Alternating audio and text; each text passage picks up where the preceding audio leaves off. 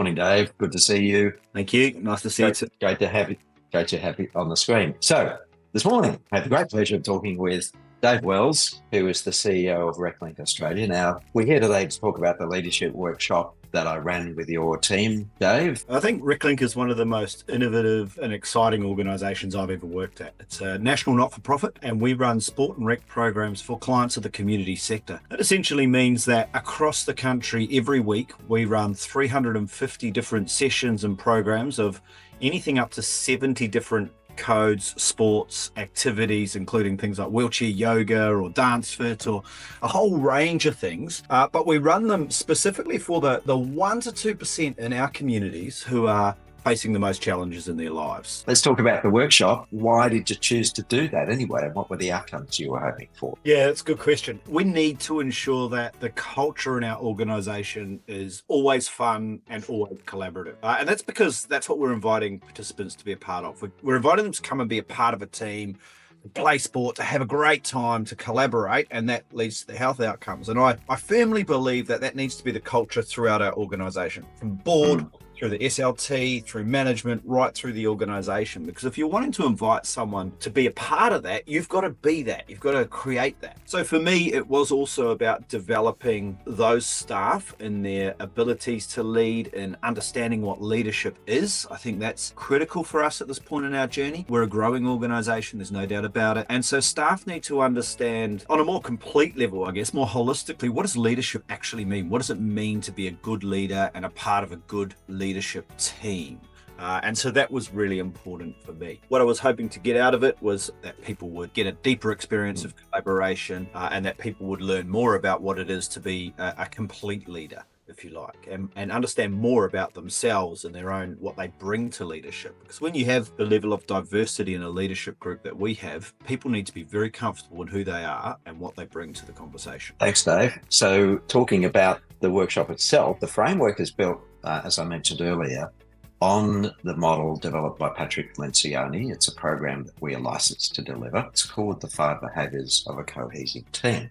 It's a little bit different because it dives deep into what are the characteristics and behaviours of a team, a leadership team in particular. And it explores that at 5 different levels. Trust is the first one. Having productive conflict is the second. Commitment to delivering on expectations is number 3. Number 4 is about holding each other accountable. And then number 5 is about committing to organisational results. So as I said, it's a little unusual and a little different, but it dives deep. And so the level of conversation actually goes a little deeper than the superficial definition. I'll say superficial, but the more standard textbook definitions of leadership. What's been some of the embedded learnings that came from that workshop, and have you seen any impact and any differences in the way the team's working together as a result? Yeah, a few things. Just before I get onto that though, I will say that if we'd stuck at the superficial level, this workshop would never have worked for our staff. Our staff, our leaders are not that interested in the superficial. They're really interested in getting beyond that. And because they know each other fairly well now and they have a level of relationship, this was absolutely perfect and ideal for driving into and developing on that. The key thing, and where a lot of our conversation actually happened on the day, Warren, was in the trust space. What does trust mean in an organisational context? What does it look like to trust your colleagues? To trust that the finance team have got the numbers right at a pretty simple level, but to trust relationally and to take risk as well with your colleagues. I think that was a key part of the conversation, and we keep on coming back to it, actually. We also talked a lot about the accountability space and what accountability looks like in Reclink, because it doesn't look like standard accountability in other organisations, which as soon as you end up in a conversation about accountability, it ends out into a conversation about micromanagement as much as anything, which we really try to avoid. So then we've started to think through, okay, what does accountability look like without being micromanagement? What does accountability look like in a context of empowering people to develop partnerships, connections, relationships for themselves? So that's been very important. And I think as well, a part of the workshop was really identifying what different people bring in their personality or in their kind of natural bent into the leadership conversation. That was enlightening for us, wasn't it? That was Fascinating. And I think everyone enjoyed that, and people really took away something from that, a better understanding of where other people might be coming from in a conversation. That's some great insight, Dave. Thank you very much. And yes, you did remind me about some of those conversations. Now, I'm not going to reveal any of that right now, or even perhaps, spoil it for anyone who wants to do this workshop as well. But sufficient to say that you do get to know people at a different level, and that certainly helps. And particularly with your group, Dave, as you said, you've got diverse skills and people's past experience, skills, etc., not necessarily matched by the role that they're doing, because they bring so much more to their roles than just the job title, including the passion for the cause that you're all about. So there's a wonderful mixture of ingredients. But the other thing you hinted at there was the chart.